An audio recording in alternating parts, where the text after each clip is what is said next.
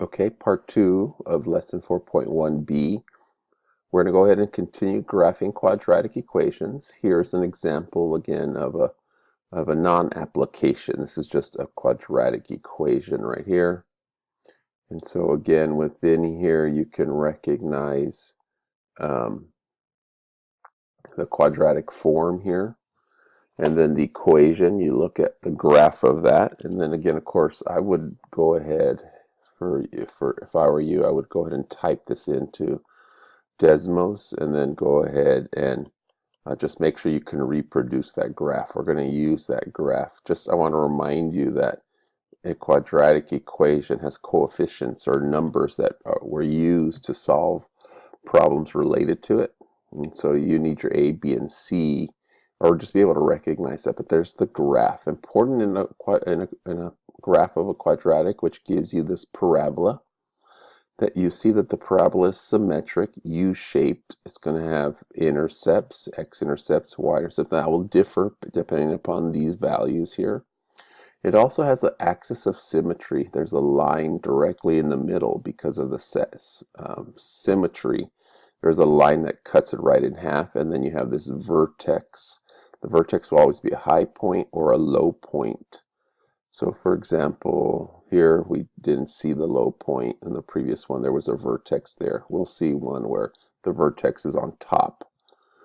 And so with this information here, there's certain things we use if we had to, that are helpful to do it by hand, even though Desmos can do it for us, is that when we graph a parabola, we first want to find the vertex, and there's the vertex formula right here to find the x-coordinate. So to find out where this vertex is on the x-axis, you use opposite b divided by 2a. You take this number, opposite of it, and then divide by 2 times a. That answer would give you this value. So for example, opposite of 6 is negative 6. Negative 6 divided by 2 times 1 is negative 3, and that's where that value comes from on that situation. So you can see that on our values, I said your x is going to be equal to opposite of 6 over 2 times a, and so negative 6 over 2 is negative 3, and that's where that value came from right here. And then where does 25 come from? 25 comes from after you have it in the equation, you go ahead and substitute it in. C is negative 16. You substitute it into that equation. That became this value here, right, is what's substituted for x. And when you do that, you get y equals negative 25. If you do that calculation, negative 3 times negative 3 is 9. Make sure in your calculator that you're using parentheses, please, because that gives you 9 there. Okay, not if you did negative 3 squared, it gives you negative 9. So just be careful on that. And those are the steps. You determine if it opens up or down. That's going to be determined by the A value. Notice this is opening up like a happy face. It's because A is positive, which we learn what's the Y-intercept symmetry, right? Once you have this value here, that's where the axis of symmetry is.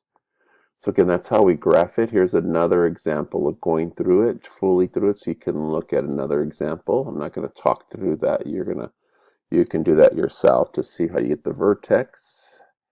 After you have the vertex, you determine it opens up. Since A is positive, it opens up. If it was a negative number, then it would be opening down.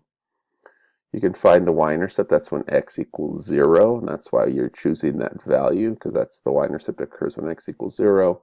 The axis of symmetry is going to be where the vertex is. So you can see I drew that in on red at negative 2 because that's what you got right there. Right? And so this is your axis of symmetry.